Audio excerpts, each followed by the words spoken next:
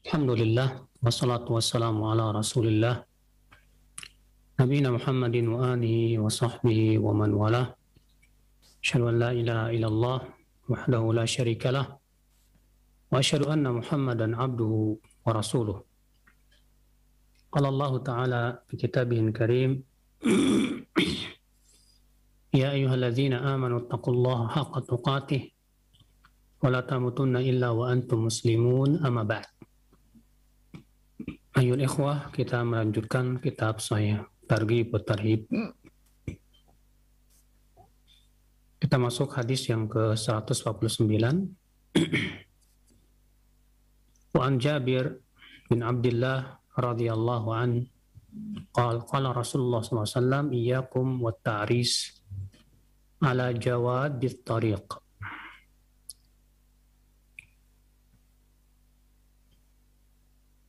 فإنها مأوى الحيات والسباع وقضاء الحاجة عليها فإنها الملاعن. Jauhi oleh kalian ta'ris. Ta'ris itu bermalam ya. Ala jawad di tariq, di tengah jalan, tempat berlalang di padang pasir. Karena di zaman dahulu itu ya, nah mereka ya, ketika bersafar di padang pasir pasti ada jalan yang biasa dilalui atau jalan tempat berjalan, walaupun itu jarang. Maksudnya jarang, tidak seramai di zaman sekarang. Kalau zaman sekarang kan yang lalu lalang itu ramai sekali. Kalau di zaman dahulu tentu para kafilah saja, karena sesungguhnya ia biasanya menjadi tempat ular dan binatang buas. Dan jauhi kalian buang hajat di sana, karena bisa mendatangkan laknat. Maksudnya membuat orang melaknat dia, sebagaimana sudah kita sebutkan ya pada pertemuan kemarin. Hadis ini, saudaraku sekalian, ya kembali beliau membawakan hadis seperti yang kita sudah bahas pada pertemuan kemarin. Itu tidak boleh buang hajat di tempat-tempat yang dibutuhkan oleh manusia. Ya, berupa tengah jalan, jalan berlalang orang, atau di tempat orang berlindung dari terik matahari yaitu berteduh, atau di tempat ya air yang manusia mengambil air di sana. Karena yang semua seperti ini, perbuatan-perbuatan seperti ini, saudaraku, hanya akan mendatangkan yaitu ya laknatnya manusia kepada kita. Maka kita tidak boleh melakukan perbuatan yang menyebabkan kita dilaknat oleh manusia, akibat daripada kita mengganggu kepentingan mereka.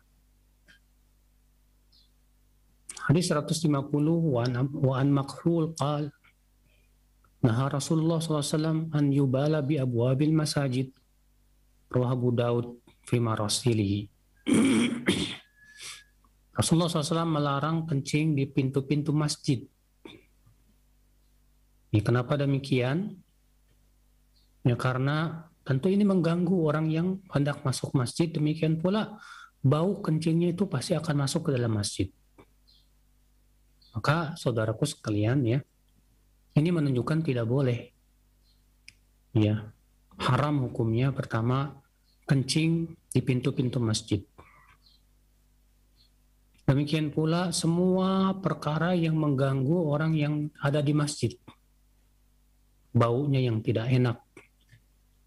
Ya. Seperti kita lihat di zaman sekarang misalnya penyembelihan hewan, ya udhiyah itu di pinggir masjid, sehingga mengakibatkan apa? Karena kotorannya, darahnya ya dibuang di dekat masjid, baunya itu masuk ke dalam masjid. Tentu ini mengakibatkan apa? Orang yang ada di masjid terganggu sholatnya, ibadahnya. Kalau di zaman Rasulullah SAW dahulu, ya Rasulullah dan para sahabatnya menyembelihnya di musola, di lapangan tempat sholat. Ya, yang namanya musola, lapangan tempat sholat di padang pasir, ya biasanya digunakannya setahun sekali ya untuk acara menyembelih hewan kurban tersebut. Maka selama kita masih bisa ya untuk menjauhkan penyembelihan hewan ya dari masjid sehingga tidak mengganggu baunya ke masjid, harus kita lakukan. Kenapa demikian? Karena saudaraku sekalian, sekali lagi mengganggu orang yang ada di dalam masjid, mengganggu mereka beribadah, itu dilarang dalam Islam.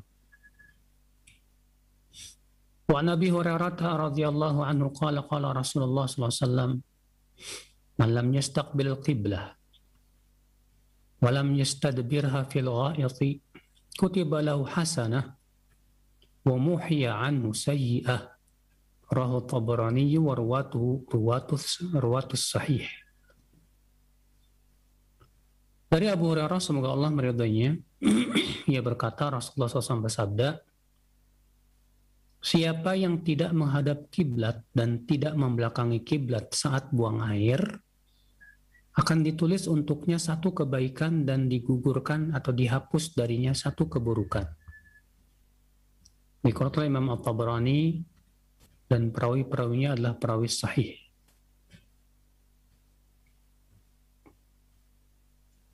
Hadis ini saudaraku sekalian menunjukkan keutamaan tidak menghadap kiblat juga tidak membelakangi kiblat saat buang air. Iya. Karena ini perkara yang dianjurkan oleh Nabi Shallallahu Alaihi Wasallam. Ya, Nabi SAW dalam satu riwayat Abu Ayyub, nah Rasulullah SAW, ya Rasulullah SAW melarang untuk menghadap kiblat atau membelakang kiblat saat buang air. Memang terjadi ikhtilaf para ulama ya tentang boleh tidak kalau kita menghadap kiblat saat buang air di dalam bangunan. Kebanyakan ulama mengatakan boleh. Dasarnya hadis Ibnu Umar. Ya, bahwa Ibnu Umar pernah naik ke atap rumah Hafsah dan tak sengaja melihat Rasulullah SAW sedang buang air menghadap Baitul Maqdis dan membelakangi kiblat. Sehingga Ibnu Umar beristimbat dari situ, ya, bahwa berarti kalau di dalam bangunan boleh. Adapun kalau di luar bangunan itu yang tidak boleh. Ini istimbat Abdullah bin Umar. Namun ya pemahaman Abdullah bin Umar ya terhadap hadis tersebut apakah menjadi kesepakatan para ulama? Tentu tidak. Kenapa? Karena memang terjadi khilaf para ulama tentang masalah kalau kita berada di dalam bangunan. Nah, kalau kita berada di dalam bangunan, boleh nggak kita menghadap ke kiblat atau membelakangi kiblat saat buang air? Nah, ini jumhur mengatakan boleh, berdasarkan riwayat Ibnu Umar tersebut. Sementara sebagian ulama mengatakan tetap tidak boleh. Kenapa? Karena pertama, yang Nabi sampaikan kepada umatnya secara umum adalah larangan. Oleh karena itu Abu Ayyub ia mengatakan, kata Abu Ayyub, Rasulullah melarang kami untuk menghadap atau membelakangi kiblat saat buang air. Kemudian kami pergi ke Syam dan kami mendapatkan WC dibangun menghadap ke kiblat. Fanan harifu anha, maka kami miring, ya, dan kami mohon ampun kepada Allah Subhanahu wa Ta'ala. Abu Ayyub Al-Ansari, sahabat Nabi ini, memahami larangan secara mutlak. Lalu bagaimana dengan perbuatan Nabi Sallallahu Alaihi Wasallam yang membelakangi kiblat ketika buang air? Perbuatan Nabi apabila bertabrakan dengan ucapan Nabi, kaidah usul fikih mengatakan, ya, apabila bertabrakan antara ucapan dengan perbuatan, maka didahulukan ucapan. Adapun perbuatan Nabi itu ada kemungkinan apa? Bisa jadi tempatnya sangat sempit sehingga Nabi terpaksa membelakangi kiblat. Ya. Bisa jadi itu sebagaimana sebagian ulama mengatakan itu kekhususan untuk Nabi Shallallahu Alaihi Wasallam. Apalagi Nabi tidak memberitahu kepada umatnya, dan Ibnu Umar pun juga mengetahuinya kebetulan pas naik ke rumah Hafsah. Maka wallahu alam dalam hal ini pendapat yang paling kuat, ya, tidak boleh menghadap ataupun membelakangi kiblat baik di dalam bangunan maupun di luar bangunan. Sekarang menjadi masalah, kalau kita buang air di luar bangunan, bukankah sama juga terhalang oleh pepohonan, gunung-gunung, ya? Berapa banyak penghalang itu? Kalau ini penghalangnya tembok, ini penghalangnya pepohonan dan yang lainnya, apa bedanya? Toh sama-sama terhalang juga.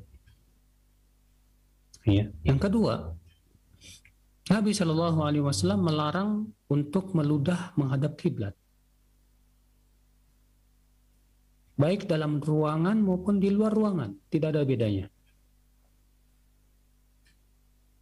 Ya, kalau ludah saja, ya, dilarang untuk kita meludah menghadap kiblat. Nah, sekarang permasalahannya mana yang lebih mulia atau lebih berat, buang air atau ngeludah, Mas? Ya, kalau ngeludah aja nggak boleh secara mutlak, baik dalam ruangan maupun di luar ruangan. Demikian pula, akhwal Islam, saudaraku sekalian, itu buang air kecil maupun buang air besar. Maka ini pendapat yang saya pilih, yang saya rajihkan, bahwa ya, menghadap kiblat atau membelakangi kiblat ketika buang air tidak boleh secara mutlak, baik di dalam ruangan maupun di luar ruangan. Wallahu a'lam. Ikhwatal Islam, azani Allah wa iyyakum. Kita lanjutkan bab selanjutnya, at-tarhib minal baul fil ma' wal muktasal wal juhr. Ancaman kencing di air, tempat mandi, dan di lubang. Hadis nomor 152. An Jabirin anin Nabi sallallahu alaihi wasallam annahu naha an yubala fil ma'ir raqid. Rawahu Muslim wa Ibnu Majah wa Nasa'i. Dari Jabir, dari Nabi sallallahu alaihi wasallam, bahwa beliau melarang kencing di air yang diam. Ya. Rawahu Muslim dan Ibnu Majah. Hadis ini menunjukkan larangan, ya, kencing di air yang diam. Ya, walaupun air tersebut lebih dari 2 kula. Ya, kalau di air yang lebih dari 2 kula yang banyak begitu, ya, dan kita kencing di situ dan tidak merubah warnanya, baunya, rasanya, maka itu tidak berpengaruh sebetulnya, tidak membuatnya najis. Tapi masalahnya setidaknya itu menyakiti orang yang mau menggunakan air di situ. Ya. Menyakiti orang sehingga akhirnya merasa jijik dan yang lainnya. Kalaupun misalnya warnanya, baunya, rasanya tidak berubah dan tetap tidak merubah kesuciannya, tapi setidaknya orang jadi jijik, orang jadi tersakiti, ya, jadi enggan buat ngambil air dari situ. Sementara itu air yang dibutuhkan oleh orang di situ misalnya. Maka ya tetap tidak boleh, hukumnya haram, saudaraku sekalian. Dikecualikan tentu air laut yang sangat luas, air danau yang sangat luas. Maka yang seperti ini wallahu alam boleh. Ya.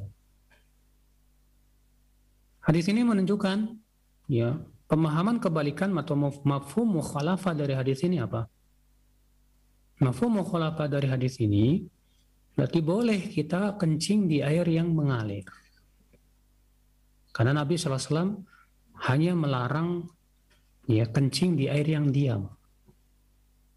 Berarti ya air yang mengalir boleh, tidak apa-apa. Hadis selanjutnya 153, wa an Bakar bin Ma'iz qala sami'tu Abdullah bin Yazid yuhadditsu 'anil Nabi sallallahu alaihi wasallam qala la yunqa' baulun fi tastin fil bait fa innal malaikata la tadkhulu baitan fihi baulun muntaqa wa la tabulanna fi muktasalika.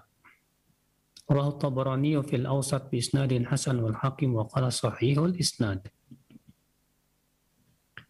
Tidak boleh air kencing dikumpulkan di bejana di rumah.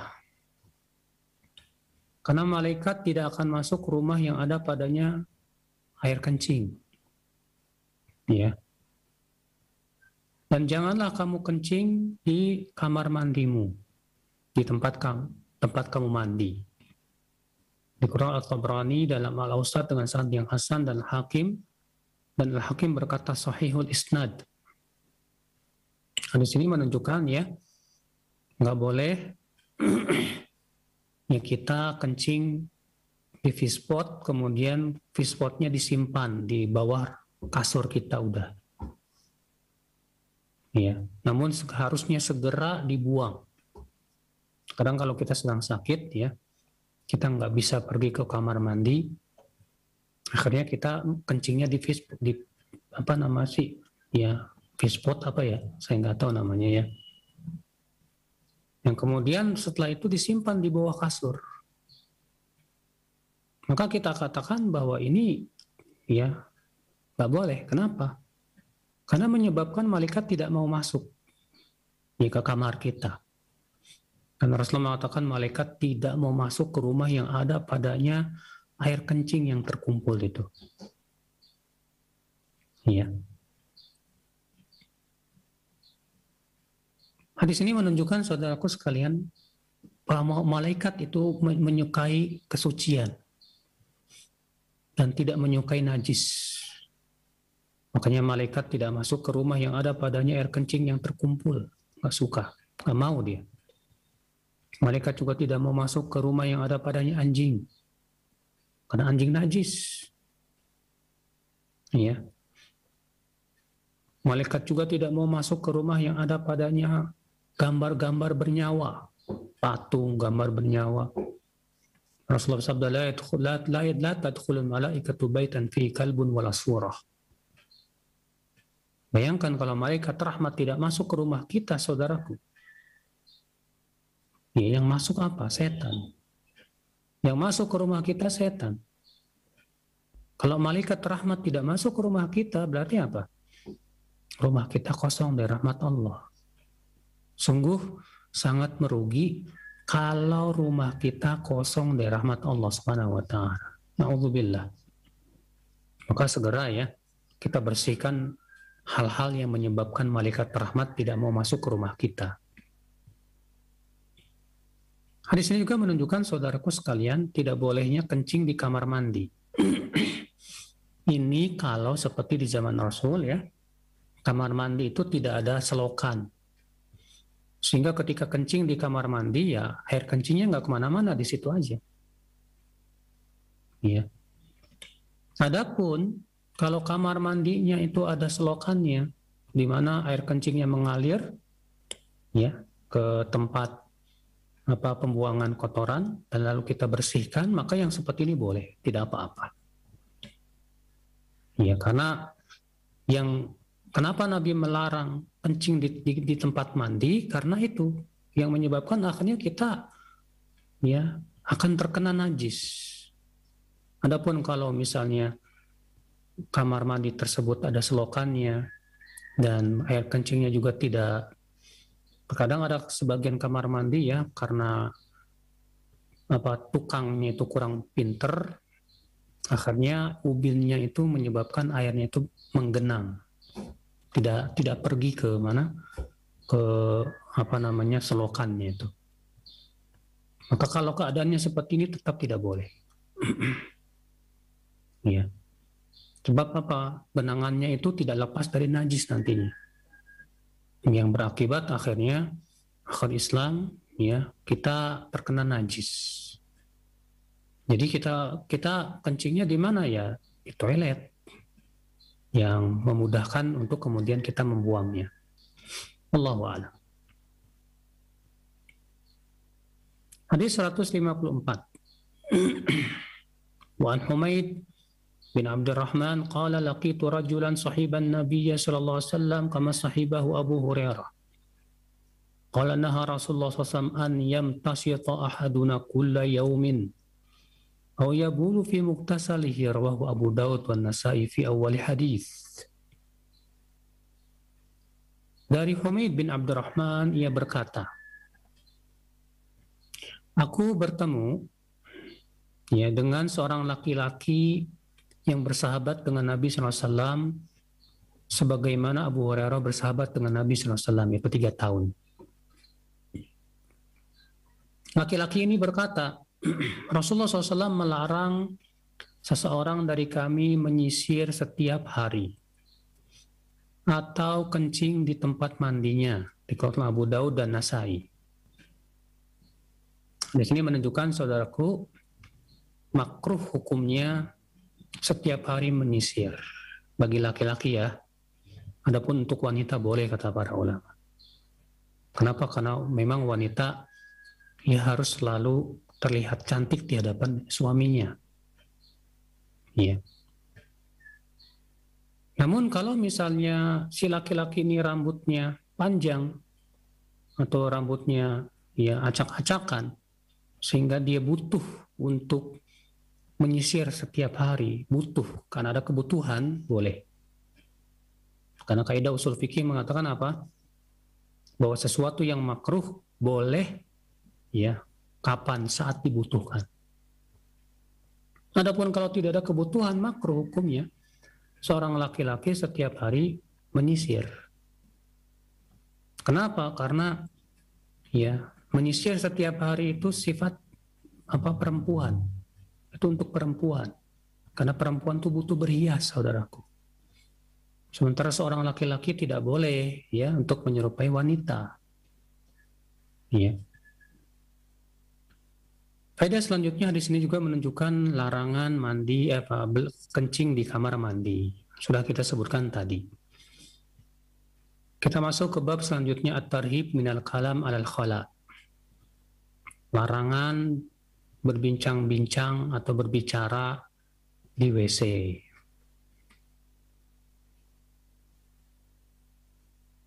Baik, saya kira cukup dulu sampai di sini. Insyaallah bab ini kita bahas pada pertemuan yang akan datang.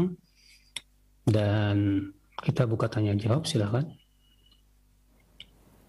Nah, baik, syukran jazakallahu khair atas materi yang telah disampaikan oleh Al-Ustaz di kesempatan pagi hari ini dari bab Thaharah, yang mudah-mudahan ini menjadi ilmu yang bermanfaat untuk kita semua dan memahami bagaimana apa yang telah disampaikan oleh Al-Ustaz tadi. Baik, untuk selanjutnya kami buka sesi interaktif, sesi soal jawab. Baik, yang pertama kami ajukan terlebih dahulu, ada pertanyaan di layanan pesan singkat dari hamba Allah yang berada di Batam. Assalamualaikum warahmatullahi wabarakatuh. Ya Ustadz, terkadang kita meludah, kita tidak tahu posisi kiblat di mana. Bagaimana jika kita meludah ke bawah? Apakah termasuk meludah ke arah kiblat, Ustadz? Barakallahu fiik. Jadi perselisihan para ulama mengenai larangan meludah. Apakah mutlak tidak boleh, baik di dalam sholat maupun di luar sholat? Ataukah larangan tersebut khusus di dalam sholat saja? Ya. Kebanyakan ulama mengatakan bahwa larangan tersebut khusus di dalam sholat. Karena ada 2 hadis, yang satu mutlak, yang satu muqayyad. Ya, dan kaidah usul fikih mengatakan apabila bertemu yang mutlak dengan yang muqayyad, maka yang mutlak dibawa kepada yang muqayyad. Sementara sebagian ulama mengatakan bahwa larangan meludah ke kiblat itu mutlak, baik dalam sholat maupun di luar sholat, nggak boleh tetap. Karena kan tujuannya untuk menghormati kiblat. Ya. Dan menghormati kiblat tidak terbatas ya di dalam sholat, kata Syekh Albani, pendapat yang dipilih oleh Syekh Albani rahimahullah. Ya, sehingga kata beliau tetap tidak boleh. Kalau kita lebih berhati-hati, ya kita berusaha untuk tidak meludah ke menghadap kiblat walaupun di luar sholat. Itu lebih berhati-hati ya. Wallahu a'lam. Nah. Nah, baik, syukuran jazakallahu khair atas jawabannya. Demikian untuk yang bertanya. Dan selanjutnya ada pertanyaan kembali di layanan pesan singkat kami ajukan. Ya Ustaz, saya seorang ibu yang memiliki anak kecil yang masih memakai pampers. Bagaimana jika kita sedang sholat, kemudian anak kita melewati kita atau berada di dekat kita ketika kita sholat, yang tentunya di dalam pampers itu ada kotoran ya Ustaz. Bagaimana hukumnya Ustaz? Apakah tetap sah? Yang terpenting adalah najis tersebut tidak menempel pada pakaian kita dan tempat sholat kita.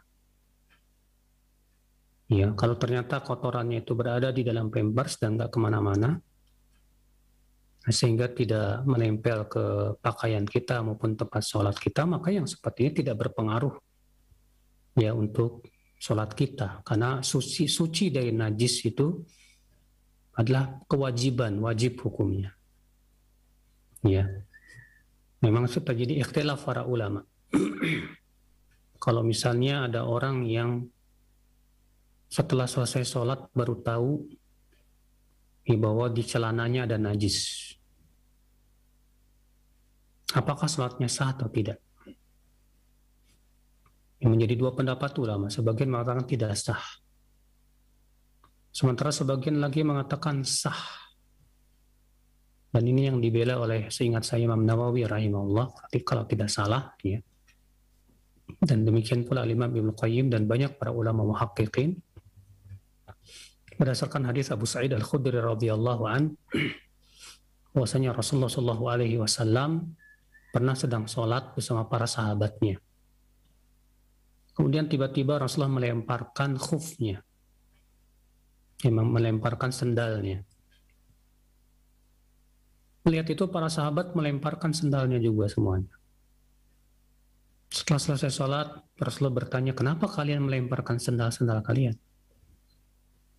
Kata para sahabat, karena kami melihat engkau melemparkannya, ya Rasulullah. Subhanallah ya, para sahabat luar biasa dalam ittiba kepada Rasulullah itu. Kata Rasulullah, aku melemparkan sendalku karena tadi Jibril memberitahukan kepadaku bahwa di sendalku ada najisnya. Lihat ya, ternyata Nabi tidak membatalkan sholat. Nabi hanya melemparkan sendalnya dan tetap melanjutkan sholatnya. Kalaulah sholatnya batal, ya tentu Nabi akan mengulanginya dari awal. Maka dari itu pendapat yang sahih, kalau kita baru tahu ada najis di dalam celana kita setelah selesai sholat baru tahu, maka sholatnya sah. Ya, maka sholatnya apa? Sah. Bagaimana dengan tadi anak kecil yang pakai pampers dan najisnya di dalam pampers nggak kemana-mana? Maka yang seperti ini tidak berpengaruh. Wallahu a'lam. Nah. Iya, nah baik, syukuran jazakallahu khair atas jawabannya. Demikian, mudah-mudahan bermanfaat. Dan selanjutnya kami ajukan kembali yang ketiga. Ada penanya dari seorang ibu yang sudah sepuh. Assalamualaikum warahmatullahi wabarakatuh. Ya Ustaz, kalau malam ibu saya yang 82 tahun, beliau pipis di toples plastik karena beliau tidak kuat ke kamar mandi. Kalau harus bolak-balik dalam satu malam sampai 3 atau 4 kali itu untuk buang air kecil. Sebelum subuh beliau membuang pipisnya dan mandi, kemudian sholat subuh. Apakah kamar ibu saya termasuk yang tidak didatangi malaikat Ustaz? Syukron atas jawabannya. Barakallahu fikum. Kaidah usul fikih mengatakan al-masyaqqah tajlibut taisir. Sesuatu yang menyulitkan mendatangkan kemudahan. Sesuatu yang menyulitkan mendatangkan apa? Kemudahan. Kalau ternyata si ibu tadi dia dalam satu malam kencing beberapa kali, sehingga menjadi sulit buat dia kalau dia harus bolak-balik ke kamar mandi. Kaidah mengatakan sesuatu yang sulit mendatangkan kemudahan. Jadi boleh nggak ya kamar dibuangnya nanti habis subuh? Boleh saja. Tapi bagaimana malaikat? Malaikat tetap tidak masuk ya ke rumah yang ada padanya terkumpul air kencing. Ya. Jadi gimana dong? Ya. Ya apa namanya perbuatan si ibu tersebut dimaafkan oleh Allah Subhanahu wa taala. Kenapa? Karena ya sesuatu yang sulit mendatangkan kemudahan.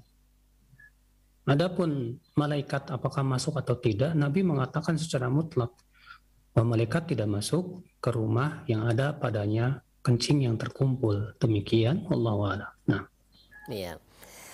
Nah, baik. Terima kasih banyak atas jawaban-jawabannya. Demikian untuk para penanya di layanan pesan singkat. Dan selanjutnya kami berikan kesempatan untuk Anda yang ingin bertanya melalui layanan telepon. Silahkan kami berikan kesempatan.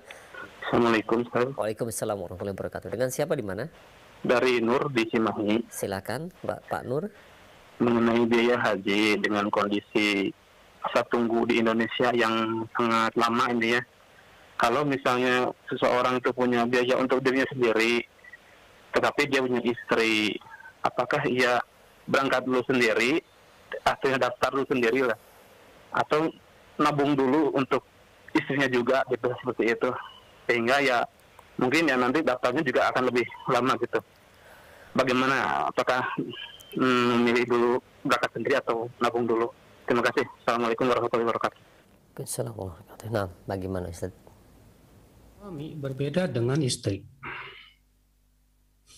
Kalau suami tidak butuh mahram, berbeda dengan istri yang harus dengan mahram.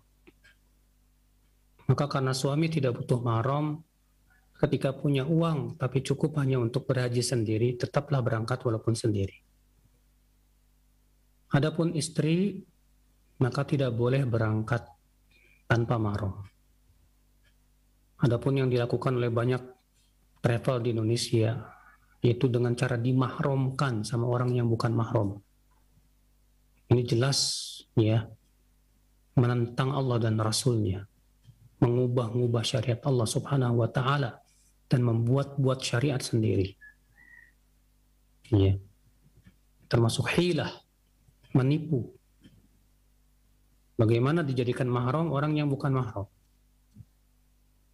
Maka dari itu, kalau wanita dia wajib berhaji bersama mahramnya, entah itu suaminya ataupun adiknya atau ayahnya.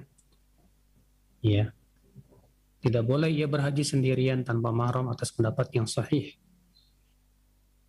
Ya.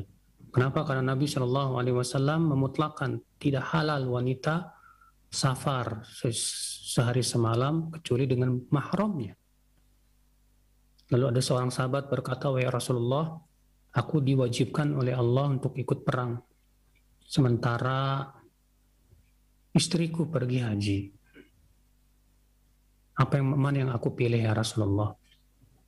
Pergi perang atau menemani haji istriku?"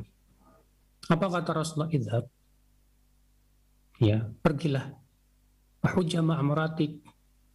Berhajilah bersama istrimu sana. Rasulullah SAW tidak bertanya kepada orang ini, istrimu pergi haji itu bersama rombongan enggak? Aman enggak? Lihat, ketika Nabi SAW tidak bertanya ini, itu menunjukkan semua itu tidak dianggap, saudaraku. Ya. Maka dari itu pendapat yang sahih, seorang wanita, ya syarat hajinya ada, syarat wajib hajinya adalah adanya mahram. Maka ya, ketika si wanita ini mau haji, ya harus ada mahram. Demikian Allah a'lam. Nah, baik. Syukran jazakallahu khair atas jawaban dan penjelasannya yang mudah-mudahan bermanfaat. Dan selanjutnya yang kedua, silahkan kami berikan kesempatan. Halo, Silakan. Waalaikumsalam warahmatullahi wabarakatuh. Dengan Bapak Kadan ya, betul? Afwan dengan hamba Allah. Jalan. Ya, silakan. Pertanyaannya Ustaz, Assalamualaikum Ustaz. Waalaikumsalam warahmatullahi wabarakatuh. Anda mau bertanya, perihal Anda kan merawat ibu. Ibu kadang kan dia memakai pampers Ustaz. Itu mungkin Anda sih nangkapnya seperti pertanyaan yang tadi di awal Anda sudah dengar. Pertanyaannya, apakah jika Ibu Ana ingin memegang mushaf Ustaz, apakah itu dilarang atau bagaimana Ustaz? Syukran, jazakallah ya Ustaz. Barakallah. Baik, barakallah. Nah, silakan Ustaz. Memegang mushaf, ya, hendaknya di atas kesucian. Memegang mushaf hendaknya di atas kesucian. Karena Nabi SAW sabda, la yamassul Qur'an illa tahir. Ya, tidak boleh memegang Al-Quran kecuali orang yang suci. Suci dimaksud di sini masuk padanya suci, ya, dari hadas besar maupun hadas kecil. Ya. Karena hadis ini sifatnya mutlak. Demikian pula itu yang dipahami oleh para sahabat Rasulullah Shallallahu Alaihi Wasallam. Ini seperti Hudzaifah bin Yaman dan yang lainnya. Maka dari itu, kalau kita mau memegang mushaf, harus di atas kesucian. Itu berwudu. Ya. Kalau ternyata kita tidak suci dan kita ingin baca Al-Quran, maka ya berarti bacanya dari Quran terjemah saja atau dari HP. Ya, banyak ulama mengatakan bahwa yang ada di HP itu hukumnya tidak sama dengan mushaf. Ya, kenapa? Karena ia adalah hikayat dan ibarah tentang Al-Quran. Hikayat tentang mushaf, bukan mushaf beneran, tapi dia hanya sebatas file. Maka itu tidak sama dengan mushaf. Maka kalau kita bacanya di HP, maka tidak disyaratkan, tidak diharuskan untuk bersuci. Ya. Demikian pula di Quran terjemah atau Quran tafsir, yang itu tentunya bukan mushaf, maka tidak diharuskan bersuci. Walaupun tentu disunahkan, ya, kita berzikir atau membaca Al-Quran di atas kesucian, hukumnya sunnah, tapi tidak wajib. Ya, sebagaimana Rasulullah SAW sabda, ini karihtu an adzkurallah ala ghairi tuhrin, aku tidak suka berzikir kepada Allah dalam keadaan tidak di atas kesucian. Demikian, Allahu a'lam. Iya, nah baik. Syukran jazakallahu khair atas jawaban Ustaz. Demikian untuk Bapak yang berada di perjalanan. Dan masih kami berikan kesempatan yang ketiga di layanan telepon. Silakan. Assalamualaikum warahmatullahi wabarakatuh. Waalaikumsalam warahmatullahi wabarakatuh. Dengan Bapak siapa? Mohon maaf. Kadan dari Pak Cianjur. Kadan. Ya, silakan Pak Kadan di Cianjur. Ya, begini Pak Ustadz, kan ketika kita sholat itu wajib bersuci itu badan kita, pakaian kita, dan tempat kita Ustadz. Bagaimana kalau misalkan kasusnya itu kan, misalkan kita punya anak kecil Ustadz yang nggak pakai pampers, jadi setiap hari itu kencing beberapa kali sehingga untuk membersihkannya sangat kesulitan Ustadz, jadi terlalu sering Ustadz. Jadi apakah kalau misalkan kita sholat di lantai itu kan kadang-kadang ada najisnya, lalu dipakai karpet, lalu pakai sejadah Ustaz, apakah itu termasuk sudah hanya suci Ustaz, dilapisi oleh karpet dan sejadah Ustaz? Nah, baik. Ya. Assalamualaikum warahmatullahi wabarakatuh. Waalaikumsalam warahmatullahi wabarakatuh. Nah, silakan Ustaz. Kalau kita yakin di lantai itu ada najisnya, maka wajib kita bersihkan dulu. Tapi kalau itu hanya sebatas kayaknya, sebatas sesuatu yang sifatnya meragukan, ya, maka kaidah mengatakan apa? Al-yaqin la yazulu bisyak. Sesuatu yang yakin itu tidak dikalahkan oleh yang ragu. Pada asalnya lantai itu suci, sudah kita bersihkan, lalu terjadi keraguan apakah ada najis atau tidak. Maka kalau ternyata ya tidak, kita sebatas ragu saja ada atau tidak, nggak masalah, sah-sah saja. Wallahu a'lam. Nah, iya baik. Terima kasih banyak. Syukran jazakallahu khair atas jawaban-jawaban Ustaz. Dan demikian untuk 3 pertanyaan di layanan yang telepon. Selanjutnya kami ajukan pertanyaan di layanan pesan singkat kembali. Ada beberapa pertanyaan senada mengenai penjelasan bahwa tadi di awal pertanyaan bahwa kamar mandi dan WC pada zaman ini disatukan Ustadz. Nah, bagaimanakah cara kita berwudu di tempat tersebut? Karena di rumah tidak ada tempat wudu yang lain kecuali di situ. Apakah kita boleh berzikir untuk membaca zikir sebelum berwudu, Ustaz? Apakah boleh di dalam kamar mandi yang ada WC-nya? Nah, Syekh bin Baz pernah ditanya tentang masalah ini. Maka beliau mengatakan tetap kita membaca bismillah walaupun di kamar mandi yang ada WC-nya. Iya. Kenapa? Karena keadaannya ya darurat, susah. Kita untuk menghindar, sementara kita diharuskan membaca basmalah sebelum berwudu atas pendapat yang sahih. Maka kita tetap baca bismillah walaupun di situ ada WC, apalagi WC di zaman sekarang rata-rata setelah buang air dibersihkan sehingga menjadi bersih lagi. Iya. Lalu setelah itu membaca doa setelah wudunya itu di luar kamar mandi, demikian Allah a'lam. nah, ya baik, sekarang jazakallahu atas jawaban Ustaz. Demikian, dan selanjutnya tadi di akhir ada disebutkan penjelasan mengenai larangan berkata-kata atau berbicara di dalam WC. Nah, seperti yang telah diketahui tadi bahwa WC dan kamar mandi pada saat ini disatukan, dan ketika saya di WC atau di kamar mandi, saya sering dipanggil oleh orang tua saya, Ustaz. Bagaimana cara menyahutnya, Ustaz? Mohon penjelasannya. Sebetulnya belum saya bahas ya. Karena saya tadi hanya sebatas memberikan judulnya saja. Lalu saya belum membahas hadis-hadisnya. Jadi pembahasannya insya Allah pada pertemuan yang akan datang. Nah, baik, syukran jazakallahu khair atas jawaban Ustaz. Demikian. Nah, ada pertanyaan kembali kami ajukan. Ini ada dua pertanyaan senada mengenai mengenai mahram.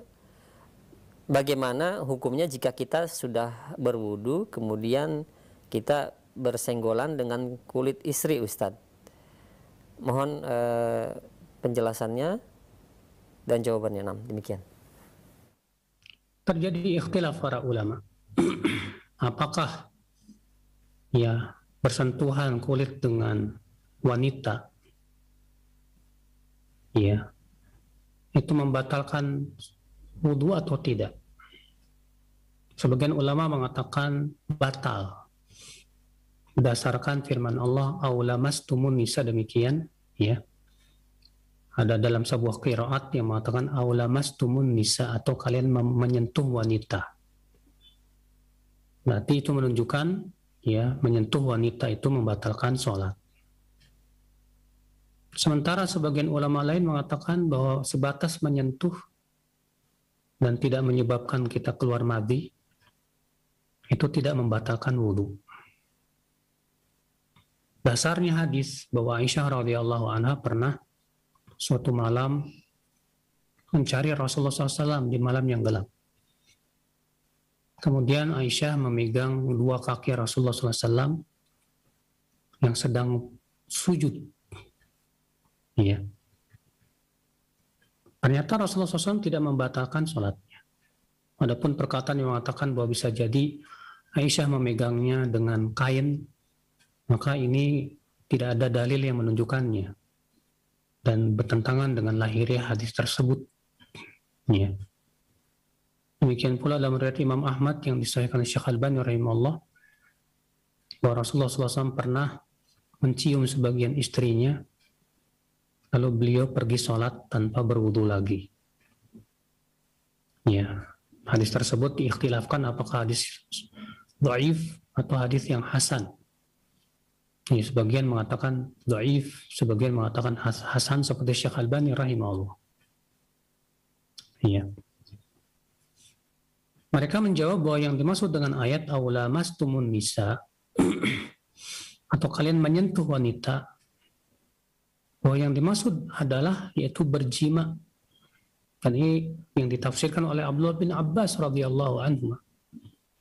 Ibnu Abbas ketika menafsirkan firman Allah tadi aulamastumun nisa, kata Ibnu Abbas maksudnya yaitu berhubungan badan, ya berjima. Dan Allah Subhanahu wa taala bahasanya itu ya sangat lembut dalam Al-Qur'an.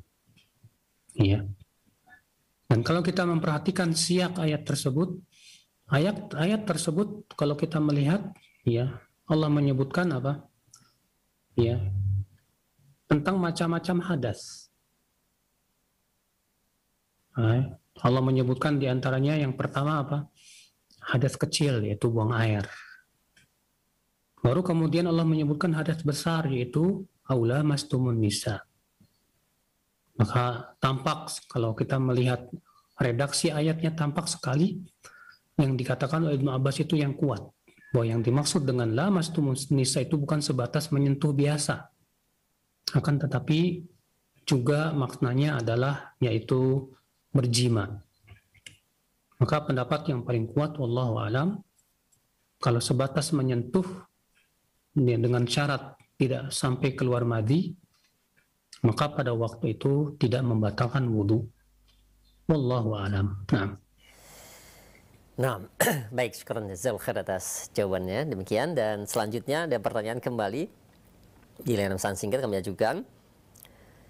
Ustaz, di zaman sekarang di rumah banyak yang memelihara hewan peliharaan, dan sehari-hari tentunya sampai tidur pun di dalam rumah. Kotoran yang ditampung biasanya dibuang misalkan 2 atau 1 hari setelah terkumpul. Bagaimanakah dengan hal ini, Ustaz? Apakah masuk dalam hadis malaikat tidak akan masuk ke rumah yang ada kotorannya? Ya akhi, binatang peliharaan ini seperti apa? Kalau binatang peliharaan itu anjing, maka memelihara anjing tanpa ada kebutuhan itu haram. Bahkan menyebabkan, ya, yang pertama malaikat rahmat tidak mau masuk ke rumah. Yang kedua, setiap harinya pahala kita berkurang 1 qirat. Kalau binatang peliharaan itu kucing, maka Nabi SAW bersabda, innaha laisat binajasin. Sesungguhnya kucing itu tidak najis.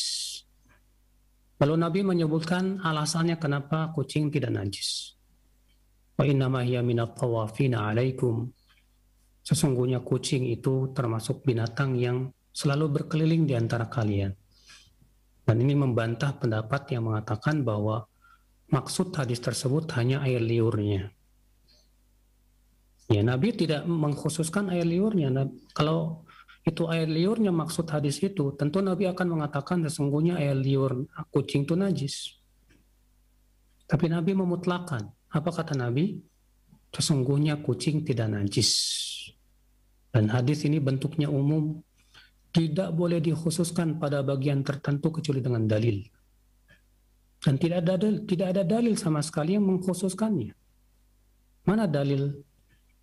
Ya, adapun sebagian ulama atau sebagian madhab memberikan kaidah setiap kotoran hewan najis, ini kaidah yang tidak ada dalil yang sama sekali.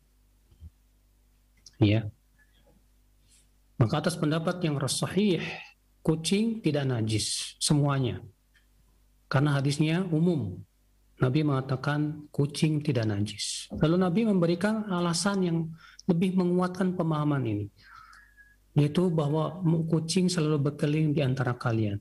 Maksudnya apa? Artinya kita sulit untuk menghindar dari kucing. Karena sulit menghindar dari kucing, ya maka syariat kita memberikan kemudahan. Sesuai dengan kaidah al-masyaqqah tajlibut taisir. Sesuatu yang sulit itu mendatangkan apa? Kemudahan. Maka ya sesuatu yang mendatangkan kemudahan, dan Nabi juga tegas mengatakan bahwa kucing tidak najis, dan tidak ada dalil sama sekali bahwa malaikat tidak masuk ya ke dalam rumah yang ada padanya kucing, nggak ada. Ya. Apalah kalau misalnya peliharaannya apa? Ayamnya di rumah, tidur di dalam rumah. Ya. Khilaf para ulama juga apakah ayam itu kotorannya najis atau tidak.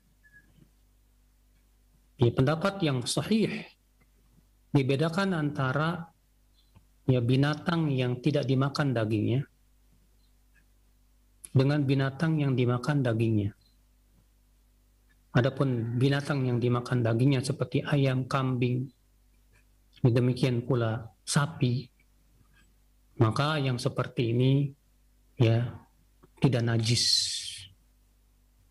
Ya, dasarnya hadis bahwa sebagian sahabat Nabi SAW disuruh untuk minum dari air kencing unta. Dikiaskan kepada unta semua yang dimakan dagingnya. Demikian, wallahu a'lam. Nah, baik. Syukran jazakallahu khair atas jawaban dan penjelasan Al-Ustaz. Demikian.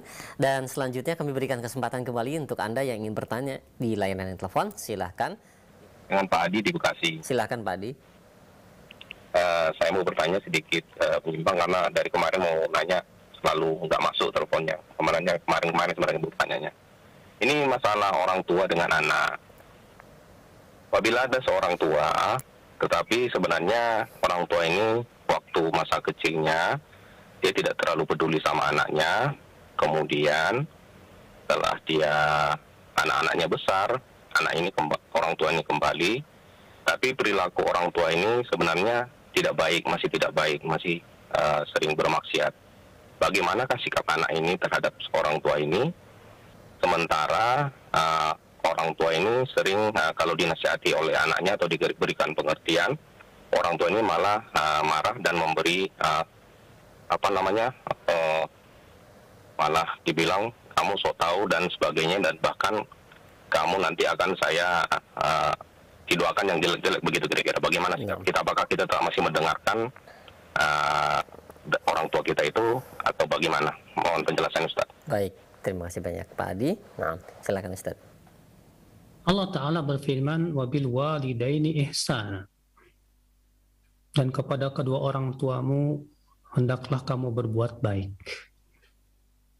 Bahkan Allah mewajibkan berbakti kepada orang tua walaupun orang tua kita berbuat syirik. Allah berfirman, wa in jahadaka ala an tusyrika bima laysa laka bi ilmun fala tuti'huma wa sahibhuma fid dunya ma'rufa. Apabila keduanya memaksa kamu untuk mempersekutukan Allah, maka jangan kamu taati kedua orang tuamu itu. Tapi tetaplah kamu berbuat baik di dunia ini kepada mereka. Sahibhuma fid dunya ma'rufa. Ya, pergaulah mereka dengan baik. Padahal orang tua ini sudah maksa kita berbuat syirik. Ya, bukan sebatas maksiat, syirik ini lebih berat daripada maksiat. Tidak ada dosa yang lebih berat dari kesyirikan, saudaraku. Tapi ternyata Allah tetap menyuruh kita untuk memperlakukan mereka dengan baik. Maka seorang anak ketika melihat orang tuanya bermaksiat, wajib dia mengingkarinya. Dan adapun doa keburukan orang tua tidak berpengaruh untuk anak. Kenapa demikian? Karena yang salah dalam hal ini bukan anak, tapi dia, orang tua tersebut. Adapun si anak, dia sudah melaksanakan perintah Allah untuk beramal ma'ruf nahi munkar. Namun tentunya mengingkari orang tua harus dengan lemah lembut, bukan dengan kata-kata kasar. Ya, kalau kita sudah mengingkarinya, menegurnya dengan kata-kata yang lembut, lalu orang tua itu marah dan mau mendoakan keburukan, jangan digubris, karena doa dia tidak akan didengar oleh Allah Subhanahu wa Ta'ala. Karena dia yang salah, dia yang berbuat maksiat kepada Allah. Sementara si anak ingin melaksanakan perintah Allah Jalla wa'ala. Semoga Allah memberikan hidayah kepada orang tua tadi dan kesabaran kepada anak tadi. Demikian yang saya sampaikan pada pagi hari ini. Yang benar semuanya dari Allah, yang salah itu dari kekurangan ilmu saya. Mohon maaf bila ada kata-kata yang tak berkenan di hati. Wa subhanakallah bihamdik. Asyhadu an la ilaha illa anta astaghfiruka wa atubu ilaik. Billahi taufik. Assalamualaikum warahmatullahi wabarakatuh.